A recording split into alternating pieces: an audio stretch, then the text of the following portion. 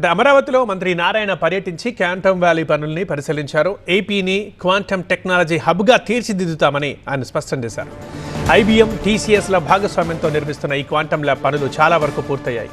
September 15 నాటికి lab భవనాన్ని IBMకి అప్పగించనుండగా December నాటికి ప్రాజెక్ట్ని పూర్తి చేయడమే లక్ష్యంగా పెట్టుకున్నామన్నారు.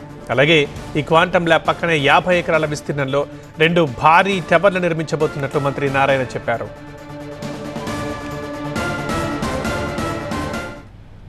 క్వాంటమ్ వ్యాలీ క్వాంటమ్ కంప్యూటర్ని ఇక్కడ ఎస్టాబ్లిష్ చేసి దీని ఒక క్వాంటమ్ వ్యాలీగా దీన్ని నామకరణం చేయడం జరిగింది. అటు IBM వాళ్ళు, TCS వీళ్ళందరూ కలిసి దానికి సంబంధించి బిల్డింగు 45,216 చదరపు అడుగుల బిల్డింగ్ ఎంతో వేగవంతంగా కన్స్ట్రక్షన్ జరుగుతుంది.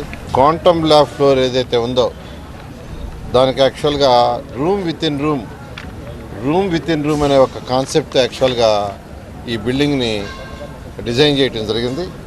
అదేవిధంగా భూమి నుంచి వెలువడే సిస్మిక్ శబ్దాలు, పరిసర ప్రాంతాల్లో వచ్చే ట్రాఫిక్ శబ్దాలను తాకకుండా జర్మన్ టెక్నాలజీతో యాక్చువల్గా దీన్ని రూపొందిస్తున్నారు. దీన్ని డిసెంబర్ ఎండింగ్కి పూర్తి చేయాలనే ఒక దిశానిర్దేశం గౌరవనీయ ముఖ్యమంత్రి గారు ఇచ్చారు. క్వాంటమ్ కంప్యూటర్ని ప్రమోట్ చేయడం కోసంగా ఈ యొక్క క్వాంటమ్ ల్యాబ్ని ఇక్కడ ఏర్పాటు చేయటం, దాని పక్కనే మొత్తం 50 ఎకరాల్లో 2 బిల్డింగ్స్, 2 టవర్స్, ఒక్కొక్కటి 48 అంతస్తులు, అంటే 202 చదరపు అడుగులతోటిగా 37 లక్షల చదరపు అడుగులతో 2 బిల్డింగ్స్ వస్తున్నాయి.